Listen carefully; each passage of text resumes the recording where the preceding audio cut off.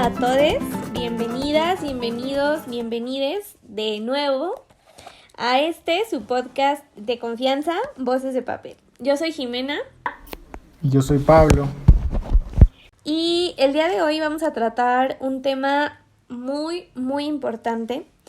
Y es que hace unos días se anunció y fue noticia en todos lados el alza a los precios de los productos de la canasta básica, entre muchos otros alimentos que son fundamentales para el día a día. Lógicamente, esto afecta al sector asalariado en México, no solamente en la cuestión económica, sino también a lo referente a la alimentación. Y es que no es lo mismo comer que alimentarse. Comer lo podríamos llamar como literalmente, ¿no? La acción de llevarse comida a la boca, pero esto no siempre implica un proceso de nutrición. Es decir, podemos comer cualquier cosa, ¿no? Mientras que alimentarse es la acción de comer algún alimento que aporte un beneficio a nuestra salud, ¿no? Y que de alguna u otra forma está ligada a la nutrición y hace que nuestro cuerpo pueda llegar a cumplir todas estas funciones. Es por eso que es muy importante saber la diferencia entre estos dos conceptos que muchas veces creo que podemos tomar a la ligera, pero que para entender, ¿no?, la problemática que existe entre el alza de los precios de la canasta básica y el día a día del mexicano y la mexicana, pues es importante diferenciar estos conceptos. Sí, es interesante tocar el tema sobre la alimentación porque los problemas de salud con los que se combate en mayor medida en México tienen que ver directamente con nuestra alimentación y parece hasta contradictorio porque mientras tenemos el segundo lugar de obesidad y sobrepeso a nivel mundial, también tenemos uno de los niveles más altos de desnutrición a nivel mundial, ¿no? Estas enfermedades específicas pues son de las enfermedades que más vidas cobran anualmente. Entonces, ¿cómo se explica el hecho de que hay gente que se muere de diabetes, gente que tiene problemas de salud por falta, por falta de una cultura alimenticia? Y también hay gente que se muere porque no tiene el ingreso suficiente para poder vivir. Y tiene que ver con que nuestra educación alimentaria es prácticamente dada por la televisión mientras te ponen una imagen de una galleta sumergida sobre un vaso de leche, abajo te ponen come bien, ¿no? Esa es nuestra educación alimentaria. O sea, yo lo comparo mucho con nuestra educación sexual, es un como ojalá andas de loco, ¿no? O no estés de loco, o sea, es así como el mismo parámetro. O sea, no tenemos educación en cómo tendríamos que alimentarnos, no tenemos tampoco digamos un mercado que facilite esa buena alimentación, ¿no? O sea, nuestros estantes están completamente llenos de productos con muchísimos conservadores, enlatados, con muchísimo sodio, con muchísima azúcar, ¿no? Somos un país que comemos muchísimo refresco. Entonces, el hecho de que comamos no quiere decir que nos estemos alimentando correctamente y que lo que consumimos favorezca a nuestra salud en todo sentido, ¿no? O sea, puede que estés, digamos, que tengas sobrepeso y que aún así no tengas los nutrientes suficientes como para estar bien físicamente. Y es que hablar de de un conocimiento sobre una buena alimentación es muy confuso, ¿no? Es muy confuso por la inmediatez en la que vivimos, ¿no? O sea, hay personas que realmente, o sea, no pueden detenerse y pensar como de, ay, es que hoy quiero comer más saludable, ¿no? Hoy quiero comer algo que me nutra. O sea, muchas personas viven la vida y el día a día de manera tan rápida que valga la redundancia, es muy fácil irse por lo fácil y en muchos sentidos, ¿no? En muchos sentidos porque no solamente es la inmediatez, sino también es el acceso que se tiene a ciertos alimentos y justo lo decíamos hace un ratito, ¿no? En la introducción del podcast, con el precio, la alza al precio a los productos de la canasta básica, como la tortilla, como la leche, como el frijol, el maíz, en general, dices como, bueno, compro 1 kilo de tortillas, pero no me alcanza para comprar también frijol o carne, ¿no? Entonces, pues mejor, no sé, como algo más fácil, algo más inmediato, ¿no? Que esté más al alcance de manera económica para, para mantener a una familia. Y, y eso está muy ligado también a los sectores económicos que están bien marcados y que hay muchísima diferencia entre a qué alimentación puede acceder un sector de la población y a qué tipo de alimentación puede acceder el otro, ¿no? O sea, el sector asalariado obviamente no puede ir y comprar todo el súper o ir al tianguis y traerse como todo lo que necesita para la semana porque no es lo único en lo que tiene que gastar, ¿no? O sea, eso es también como parte de la complejidad de saber por qué en México hay una mala alimentación, ¿no?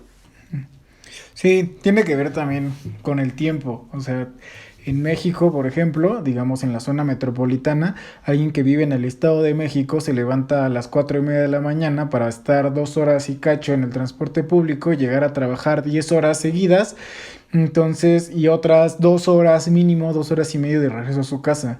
Entonces, ¿a qué hora le da tiempo como de cocinar? ¿A qué hora le da tiempo como de buscar? Y aparte, si le alcanza a encontrar algún buen lugar para comer, ¿no? El caso de la desnutrición, o sea, también es importante mencionar que no es un tema de falta de comida, no es un falta, más bien tiene que ver con la forma en la cómo se distribuyen los recursos. O sea, tenemos la comida, pero la comida que no se vende, porque la gente no tiene dinero para comprar esa comida, se va directamente a la basura, ¿no?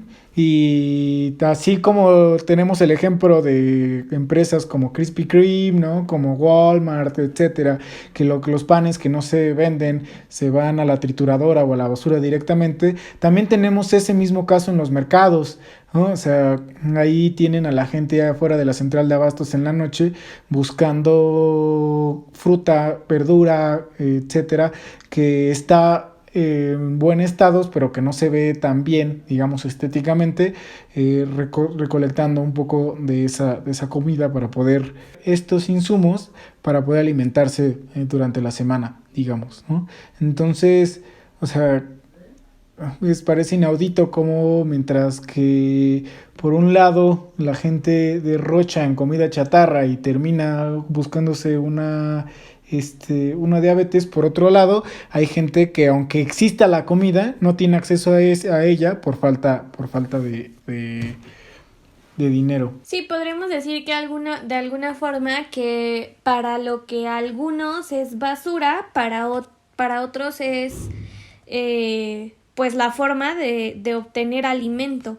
Porque como bien dices, no solo en estas como grandes como lugares, ¿no? Como la central de abastos, en todos los mercados, en todos los tianguis, tú ves cuando se están levantando las cajas de jitomate, las cajas de fruta, de verdura, que como dices, están en buen estado, tal vez están ya como un poco mayugadas, no sé, ves como algunos plátanos que ya no están completamente amarillos, pero que perfectamente se pueden comer, y la gente prefiere tirarlos, ¿no? Deshacerse de ellos, porque sabe que si tú lo pones en tu puesto, la gente no te lo va a comprar, ¿no? Pero hay gente que lo puede comer, ¿no? Y por eso hay tanta gente que cada que se levanta un tianguis, o como bien dices, ¿no? En las noches o muy de mañana en la central de abastos, hay gente que está buscando, ¿no? En esos lugares, lo que para algunos es basura, o sea, ellos algo y que todo el mundo puede comer y que deberíamos, ¿no? También ponernos a pensar en por qué desperdiciar o por qué no comernos esos alimentos, ¿no? Porque también puede ser que nosotros mismos, ¿no? O sea, compremos nuestros plátanos, nuestra fruta, y que pasen 2, 3 días y ya se estén viendo como un poco mayugados, que se estén viendo como ya negritos, ¿no? Como, no sé, y preferimos no comerlos, ¿no? Preferimos que se echen a perder completamente o tirarlos a comérnoslo, ¿no?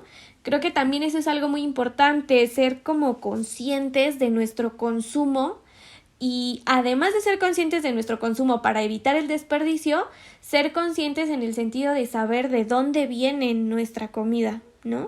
Sí, y aparte como de esta idea que menciona Jimena respecto a de ser conscientes de lo que consumimos, también es importante ser conscientes de cuáles han sido las situaciones históricas, políticas y hasta económicas que nos han llevado también a este punto de la alimentación. En este caso, pues como ya mencionamos, tiene que ver con el modelo económico en el que nos encontramos, que no permite la distribución de los recursos, en este caso de materia alimentaria, en términos de la falta de dinero para poder consumir, ¿no? Para poder comprar estos insumos básicos. Y, o sea, como ya sabemos, el modelo económico actual que impera en el mundo es el capitalista, pero específicamente hay un punto de quiebre en México que provocó una crisis en el campo mexicano, que fue la entrada de una de las corrientes capitalistas, que es el neoliberalismo, ¿no? En 1994, si no mal recuerdan, se da el inicio del Tratado de Libre Comercio de América del Norte, el famosísimo Telecán, en el que se abrieron las fronteras de varios tipos, ¿no? O sea, de varios productos, pero en específico los bienes alimenticios básicos también entraban en este tratado. Entonces entraron estos bienes alimenticios por parte de Estados Unidos y Canadá sin cobrar aranceles o impuestos de importación, lo que facilitó a Estados Unidos exportar productos que eran bastante más baratos en un primer momento que los precios que se manejaban en el país, al interior del país, en el interior de México. Lo que al final de cuentas hizo que los productores, los pequeños y medianos productores mexicanos, no pudieran competir en el mercado con estos productos. Y que tiene que ver también con que estos productos tan baratos tienen que ver con cierto subsidio, con que no se le estaban cobrando aranceles, y que al final de cuentas se supone que esto tampoco es que estuviera permitido por el TLC, ¿no? Por el Telecán, y que tampoco es una práctica permitida en las federaciones internacionales de comercio, pero aún así se llevó a cabo, ¿no? O sea, es una competencia desleal en sus términos económicos, ¿no?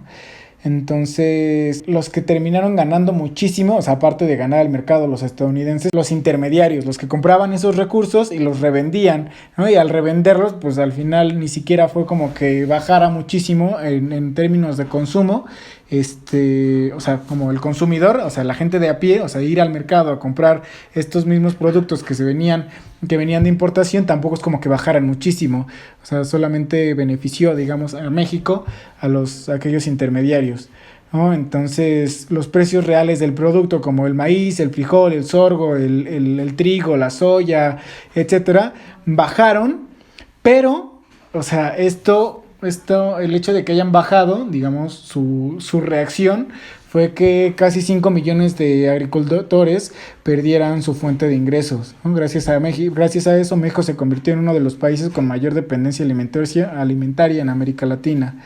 Importamos el 89% de soya, el 79% de arroz, el 67% de trigo, el 35% de maíz, ¿no? O sea, como para saber en qué estado dejó el Tratado de Libre Comercio el campo mexicano. Creo que algo muy importante que debemos tomar en cuenta es que este modelo económico afecta tanto a los productores de los alimentos como a los consumidores, y es por eso que existe un sesgo tan marcado entre las personas que pueden acceder a alimentos de calidad y personas que pues simplemente no pueden porque una cosa es que los alimentos suban de precio, pero muchas veces el hecho de que estos alimentos suban de precio no significa que a los productores les paguen más. Es decir, a los productores les siguen cobrando o pagando, más bien, pagando el mismo precio por una caja de pepino, por una caja de jitomate, y a nosotros nos lo venden carísimo. Entonces realmente ninguno gana, ¿no?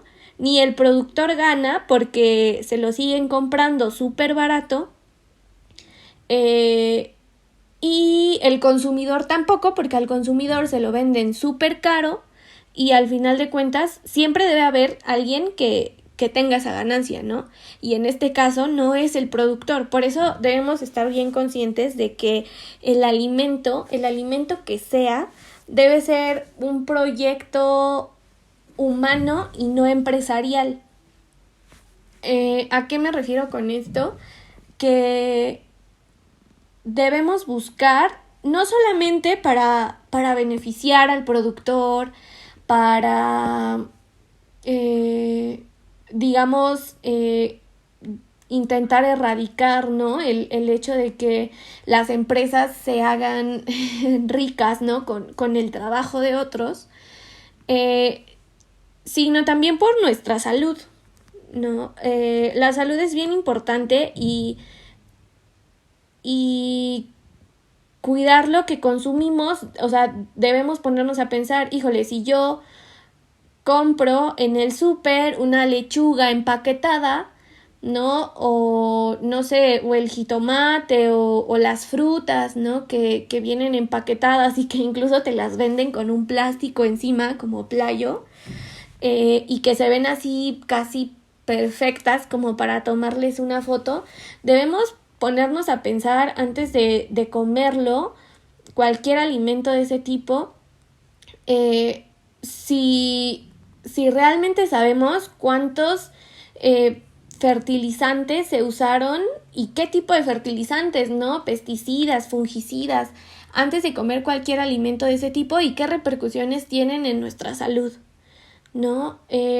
Entonces, el pensar que es mucho mejor tanto para nuestra economía como para nuestra salud el hecho de buscar los alimentos en medida de lo posible con productores, ¿no? Que sabemos que de alguna u otra forma no usan estos fertilizantes industriales que le hacen daño a nuestro cuerpo en muchos sentidos, y que realmente también tenemos que ponernos a pensar qué tanto nos nutren y qué tanto nos alimentan estos alimentos, ¿no? Que están llenos de estos agroquímicos. Realmente nos están haciendo más daño de lo que nos están beneficiando realmente.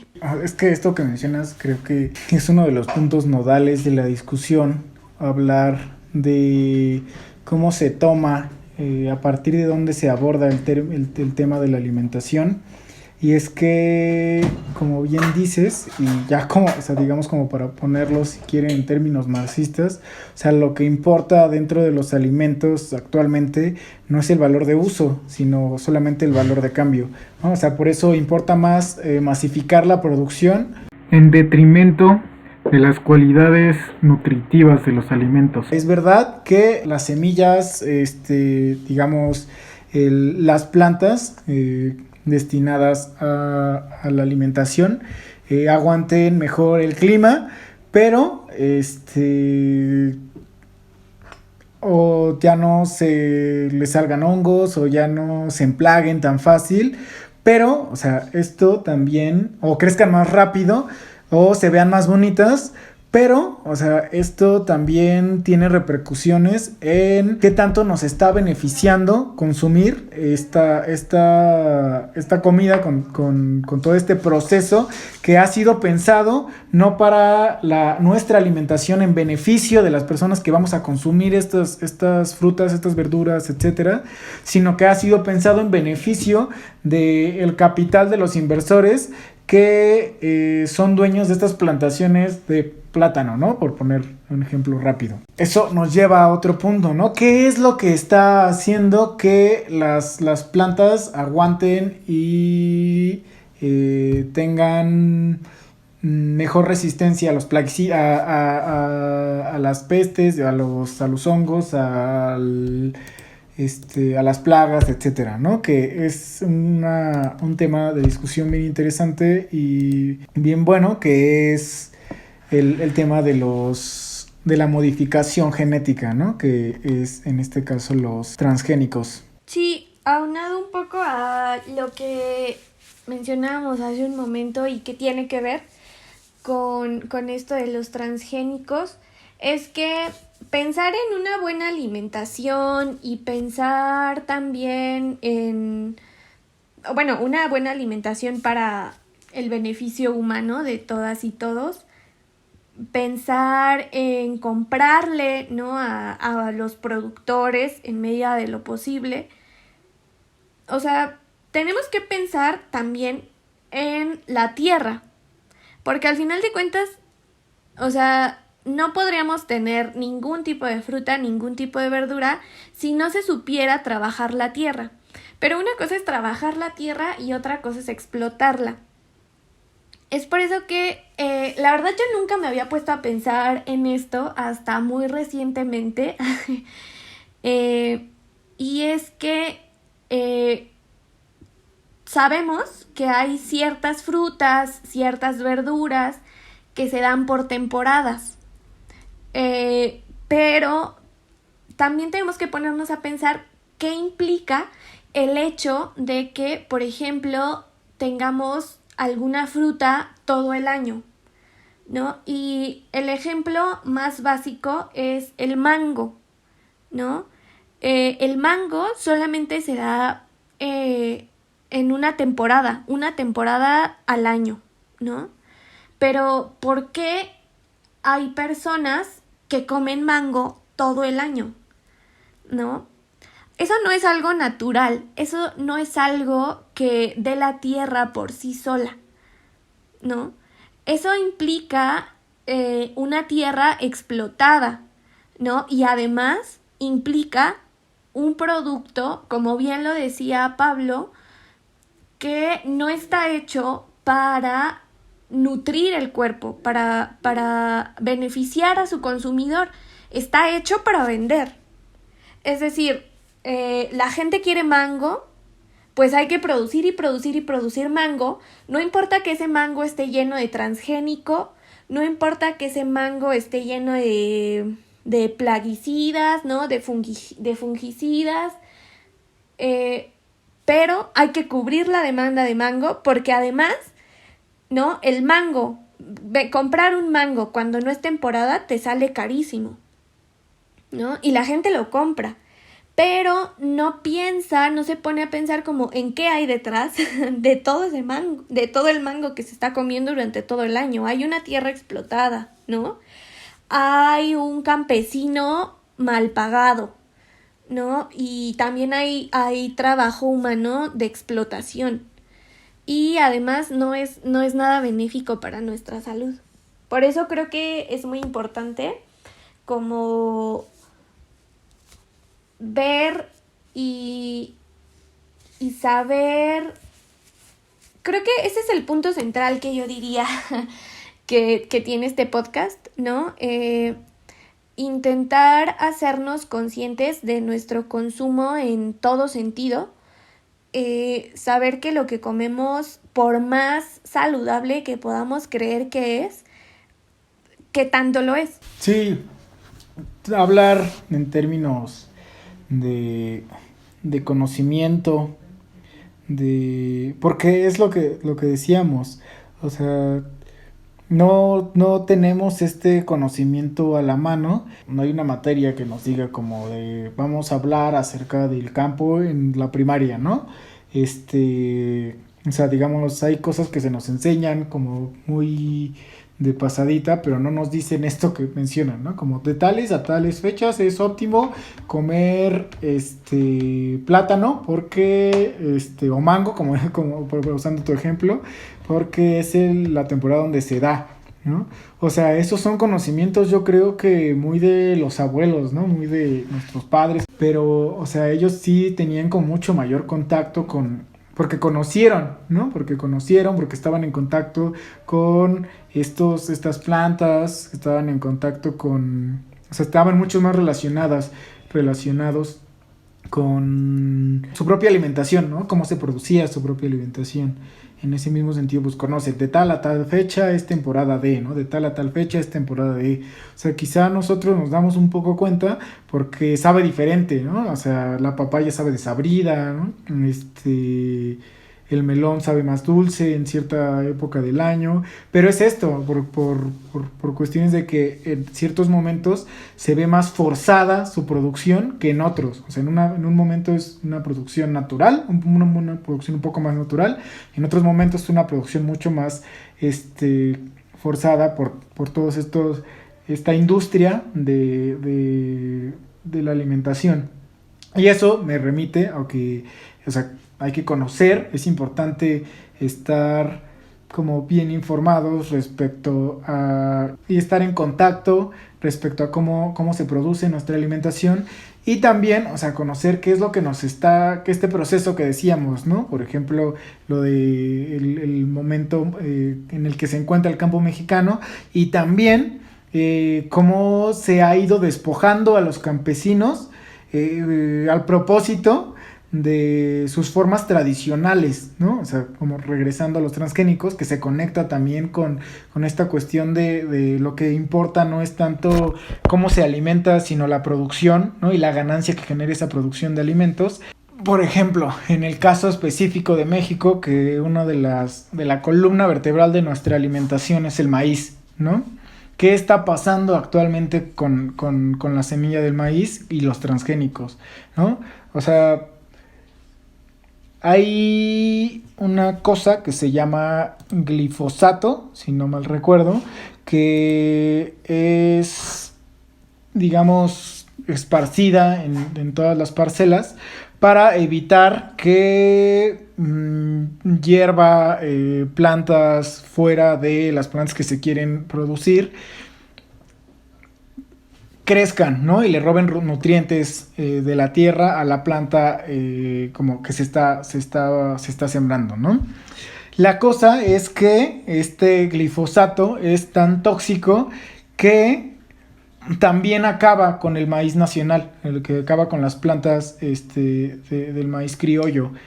Entonces, las empresas, en este caso Monsanto, dice, nosotros hemos generado una planta, la hemos modificado genéticamente para tener un maíz que aguante el glifosato, ¿no? La cosa con este maíz que aguanta el glifosato es que es un maíz que no es fértil, digamos, en términos de seguir reproduciendo. Entonces los campesinos plantan esa semilla de maíz, les ponen glifosato para evitar que pesticidas y demás, para que no haya como más plantas que le quiten nutrientes a esta planta, a la planta del maíz específico. Pero que estamos viendo que entonces están quitándole la oportunidad a los campesinos de hacer esta práctica milenaria que es la milpa, ¿no? O sea, porque entonces si solamente se tiene la planta del maíz que aguante el glifosato, pues evidentemente no se van a poder sembrar calabazas, frijol, etcétera, etcétera, ¿no? O sea, todo lo que se siembra en la milpa. Entonces, al no ser una semilla que al mismo tiempo se pueda volver a sembrar, pues se genera una dependencia por parte de los campesinos mexicanos a seguir consumiendo y seguir comprando esta semilla transgénica a estas grandes empresas, ¿no? O sea, son 6 empresas las que tienen, digamos, el monopolio de la alimentación en estos términos, en la alimentación en términos, o sea, a grandes, masificadas, lo cual conlleva pues una dependencia, un peligro y hasta, o sea, yo podría decir un crimen, ¿no? O sea, porque estamos dependiendo completamente de estas 6 empresas para poder seguir alimentándonos. Esto que dices sobre el maíz me parece algo muy importante porque, bueno, para empezar, México es el primer consumidor de maíz del mundo. Es decir, no hay un país que consuma más maíz que México porque lo comemos en todo. Es decir, todos los días, todos los mexicanos comemos, aunque sea una tortilla, ¿no? Si salimos, en todas las plazas hay un puesto de elotes, ¿no? O de esquites. Hay una temporada que es la temporada en donde se da más el maíz, en donde en todos lados te venden pan de elote, ¿no? Es decir, hay un montón de alimentos en México que llevan maíz y es muy importante saber qué tipo de maíz consumimos. Hace poco tiempo, gracias a una clase de la universidad que se llama justo así, Problemas del Campo Mexicano, la profesora que nos llevó, que es la profesora Tiwi Campos, nos llevó a San Juan Ixtenco, en Tlaxcala, y tuvimos la oportunidad de platicar con el antropólogo Cornelio Hernández, que él es justo de Ixtenco, y él es un conocedor del maíz de pe a pa. Es decir, él del maíz se la sabe así, de todas. Y él mencionaba algo muy importante y es que allá tuvimos la oportunidad de conocer muchísima variedad de maíz. Y no sé, o sea, maíces, granos de maíz que yo en mi vida había visto. Y él mencionaba y decía como, bueno, ¿por qué no han visto ustedes estos granos de maíz? O sea, ¿por qué no los conocen? Y es que hay una razón muy simple, ¿no? Él usó y conocí gracias a esta profesora y ahora sé que él fue el primero que la profesora escuchó usar este término sobre el racismo en el maíz. Y Cornelio nos comentaba que lo que hacían las grandes empresas con quienes producían maíz era comprarles muchísimo más y a un mejor precio el maíz blanco. Y esto hacía que los otros maíces, ¿no? Como el maíz azul, ¿no? Unos maíces que tienen como tonalidades rojas, un maíz más amarillo, fueran desplazados poco a poco. Porque la gente compraba el maíz blanco, ¿no? Compraba el maíz blanco y por lo tanto había una mayor demanda del maíz blanco y por lo tanto las empresas solamente pagaban o compraban y pagaban mejor el maíz blanco y entonces todas estas otras variedades de maíz, ¿no? Se fueron perdiendo y entonces, o sea, es muy bueno preguntarnos, ¿no? ¿Por qué el maíz blanco se da tanto, ¿no? Y qué tan saludable o no es el maíz que consumimos, porque, es decir, sí, podemos consumir el elote, ¿no? Podemos consumir los esquites, podemos consumir el pan de elote o cualquier otro alimento que lleve elote, pero es decir, lo fundamental que comemos del maíz es la tortilla. Pero esta tortilla, o sea, realmente está hecho con maíz que aporte a nuestra alimentación los nutrientes necesarios y los nutrientes que se supone debe tener una tortilla, o más bien estamos usando harinas de maíz ultraprocesadas que ya no aportan ningún tipo de calcio a nuestro cuerpo, por ejemplo, ¿no? O que no nos brindan las suficientes vitaminas, minerales que se supone nos debe brindar este alimento. Y creo que es algo muy importante ponernos a pensar, porque justo el maíz, el frijol, son la base de nuestra alimentación, la haba, la lenteja, es la base de la alimentación, y además de que tienen un alto contenido proteico estas otras semillas, o sea, son semillas que también han sido desplazadas. Rescatando un poco más el maíz, es que, o sea, sí, creo que el frijol es muy importante, y el haba y tal. O sea, el arroz actualmente también es importantísimo en la dieta mexicana, pero creo que el maíz en particular está inmerso en la cultura mexicana en todo sentido, ¿no? Quiero rescatar como, o sea, lo que decía Bonfil Batalla en torno al maíz, que era un ente civilizador y era el hermano del hombre, ¿no? Por lo menos en América, en el territorio que hoy conforma lo que hoy es México, el maíz ha sido importantísimo para poder generar todas estas grandes civilizaciones que conocemos, ¿no? que existieron en nuestro territorio. O sea, hay que mencionar algo importante, que es que el maíz no tiene mecanismos para dispersar su semilla, ¿no? Necesita forzosamente la intervención del hombre para poder, digamos, subsistir, ¿no? O sea, también, o sea, el maíz ha evolucionado conforme ha evolucionado también nosotros como ser humano, ¿no? Como seres humanos. Entonces, por eso se dice que el maíz es el hermano del hombre, que hemos crecido a la par, porque sin ellos, sin el maíz no podría existir, digamos, no hubiera podido existir el hombre en América, ni el maíz no hubiera existido sin la intervención de estas personas, ¿no? De nuestra especie. Entonces, su aprovechamiento en cómo lo hacemos comida, en cómo se almacena, las costumbres y tecnologías que se han generado alrededor de su cultivo y su transformación son productos netamente culturales, ¿no? De nuestra sociabilidad entre nosotros y con la planta. También tiene que ver con nuestra organización social en el campo, los movimientos de defensa actualmente, como esta Jimena lo estaba mencionando hace rato, ¿no? Que hay todo un movimiento, digamos, en las periferias de las ciudades por rescatar este maíz endémico, este maíz nuestro, este maíz criollo.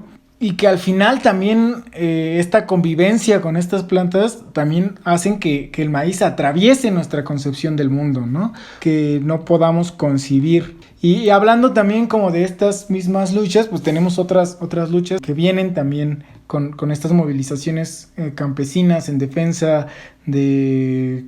O sea, cuando hablamos de defensa del maíz, no solamente es el maíz per se, ¿no? De la planta, sino también, como estaba diciendo, ¿no? Cuando hablamos de esa defensa, también se habla de la defensa de una forma de relacionarse específica de los campesinos, entre ellos y con la tierra, entre ellas y con la planta, ¿no? Tiene que ver también con la defensa de ciertas formas culturales, ¿no? Entonces, hubo un movimiento que a la fecha sigue, este movimiento de sin maíz no hay país, y hace un par de años, y de hecho el año pasado se aprobó una ley que casualmente estuvieron empujando dos diputadas mujeres, que fue Ana Lilia Rivera y Jesús Rodríguez, que fue la Ley General de Fomento y Protección del Maíz Nativo. Lo que impulsó esta ley fue la premisa del derecho a la alimentación y a la no contaminación de nuestra biodiversidad. O sea, los objetivos, digamos, eran como 4 a grandes rasgos, ¿no? Que fue declarar al maíz como patrimonio alimentario nacional, fomentar su desarrollo sustentable, promover su productividad, competitividad y diversidad, y aparte generar mecanismos de protección respecto a su comercialización, ¿no? Que tiene que ver un poco también lo que decía Jimena respecto a que no se trata solamente de explotarlo para comercializarlo, sino también entenderlo como esta relación simbiótica que hay entre el maíz y nosotros, que más que explotación es como aprovechamiento, ¿no? O sea, nosotros nos beneficiamos del maíz, así como el maíz se beneficia de nosotros, al ser nosotros los que tratamos como de seguir reproduciendo esa especie, sus especies, ¿no? Que de hecho en México, como bien dice Jimena, tenemos 59 razas diferentes de maíz endémico de acá de México, ¿no? Que es aproximadamente el 20% de razas registradas en el continente. Yo creo que este tema es bastante amplio y de hecho creo que no abarcamos todo lo que nos hubiera gustado abarcar, y me parece que va a ser necesario volver a hablar de este tema para complementar este podcast, digamos, como en una segunda parte, en donde hablemos de este espectro de las problemáticas que se viven, ¿no? Para tener una buena alimentación, los problemas que existen actualmente en el campo en México, el consumo, ¿no? que tenemos, tanto en colectivo como de manera individual. Pero ahora que hablamos de todas estas problemáticas, creo que también es importante, ¿no?, ver cuáles son las alternativas que tenemos para combatir estos monopolios, ¿no?, del transgénico y de las grandes empresas, ¿no?, que nos venden los alimentos. Y yo creo que la primordial, y que la hemos dicho durante todo el podcast, es ser consciente de nuestro consumo en muchos sentidos. Primero, saber y ser conscientes de que muchas veces lo que comemos no nos alimenta, y en medida de lo posible intentar cambiar eso, ¿no? Intentar que por nuestra salud nuestro consumo sea más consciente en ese sentido, ¿no? También que nuestro consumo sea consciente con respecto a la explotación de la tierra, ¿no? Que nuestro consumo sea lo más ético posible con respecto al pago, ¿no?, de nuestros alimentos. Y también primordialmente nuestra salud, ¿no? Y yo creo que para este último punto, yo diría que otra de las alternativas que pues tenemos es buscar negocios pequeños, locales, intentar comprar con los productores de los alimentos, que de alguna u otra forma sepamos que sus fertilizantes no son tóxicos, no son industriales. Creo que para este último punto, la mejor alternativa, bueno, es que yo creo que con todo lo que acabamos de hablar, ¿a quién no le gustaría como tener su propio huerto y poder cultivar sus propios alimentos, ¿no? O sea, yo creo que eso sería como la alternativa ideal, pero debemos ser conscientes, ¿no? Y lo bastante razonables como para entender que esto es algo muy complicado, ¿no? Pero por eso yo creo que la alternativa a esto sería comprar nuestros alimentos lo más cerca que podamos. Y no me refiero a ir como al súper que está al lado de la casa, ¿no? Más bien como, o sea, pongo el ejemplo, ¿no? Yo tengo una vecina enfrente de mi casa que ella siembra y cosecha sus lechugas y las vende, ¿no? Entonces, no sé, si yo quiero comer una lechuga, pues me conviene mucho más comerme una lechuga que vende mi vecina y que sus fertilizantes no son tóxicos, a comerme una lechuga del súper que quién sabe de dónde viene, ¿no? Y quién sabe, o sea, con qué fue regada, ¿no? Qué fertilizantes usaron con esa lechuga. Y así, es decir, intentar comprar con los productores, intentar saber de dónde vienen los alimentos que consumimos, por más difícil que sea, intentarlo, ¿no? Y esto va a ayudar no solamente a que nosotros nos alimentemos y nos nutramos de manera correcta y eficiente, sino que también ayuda a los productores a que tengan un pago justo por sus productos y que nosotros también tengamos pues a un precio razonable un producto que sabemos que no nos va a dañar más de lo que nos nutre. Y por último, yo diría que algo también fundamental es que evitemos el desperdicio de los alimentos que se encuentran en buen estado, que pueden comerse, y aprender también a comer por temporadas. Eso es algo que he tenido muy presente últimamente. Y como bien decía Pablo, tal vez es difícil saber, ¿no?, cuándo es la temporada de tal fruta, de tal verdura, si a mí me gusta, pero por eso existe Google, amigues. Siempre podemos mantenernos informados, investigar más sobre los temas que nos interesan. Y yo creo que además de ser un tema muy importante, es un tema que nos compete a todos y todas, porque de alguna u otra forma se nos juega la vida en lo que comemos y en lo que no comemos. Y yo también, agregando a todo lo que acaba de decir Jimena de qué poder hacer, o sea, yo siempre pensaré también como en la organización, en la potencial organización que tenemos, ¿no? O sea, puede que hay cosas que se nos escapen de las manos porque, como ya hemos visto, o sea, tiene que ver con un problema que inmiscuye temas de intereses internacionales, de temas económicos, geopolíticos, políticos, etcétera. Entonces, o sea, así como el Telecán entró gracias a un proyecto de nación y que un gobierno específico le entregó nuestra soberanía alimentaria a los Estados Unidos, también nosotros tendríamos que estar pensando en cómo podemos y cómo tenemos que revertir ese proceso, ¿no?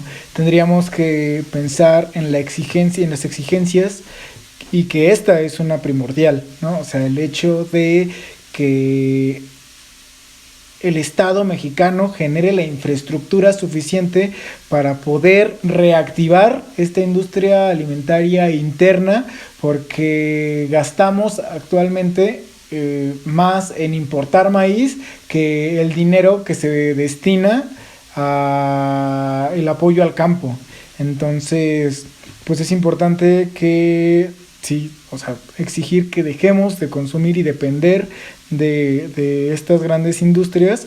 ¿Y cómo se hace? Pues precisamente buscando esta autosuficiencia alimenticia, pues, o sea, se va a tener que hacer solamente volteando y basándonos en aquellos pequeños productores y comunidades campesinas. O sea, ellas, digamos, estas comunidades tienen un gran potencial productivo gracias a que al final de cuentas son culturas agrícolas que tienen un gran conocimiento al respecto. O sea, como el ejemplo que ponía Jimena hace rato, que fue con la maestra, ¿no?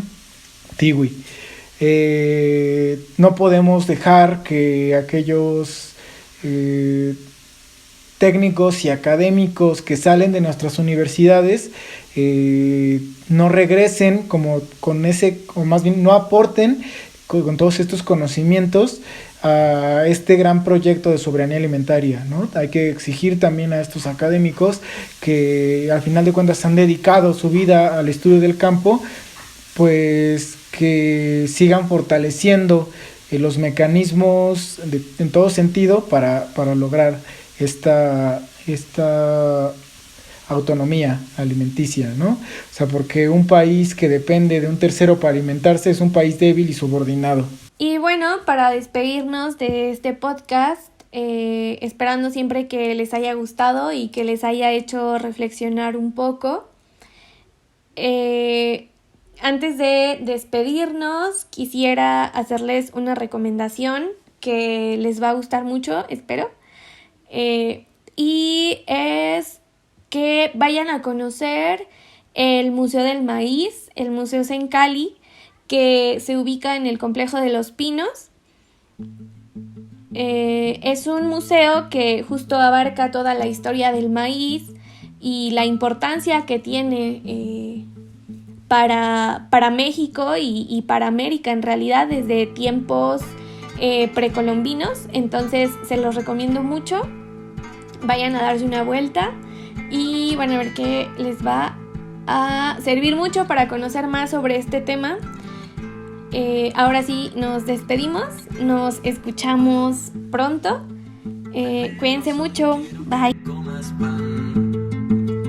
Es lo único en lo que puedo pensar, es lo único que podré alcanzar. Arroz es lo que siempre en tu mesa es.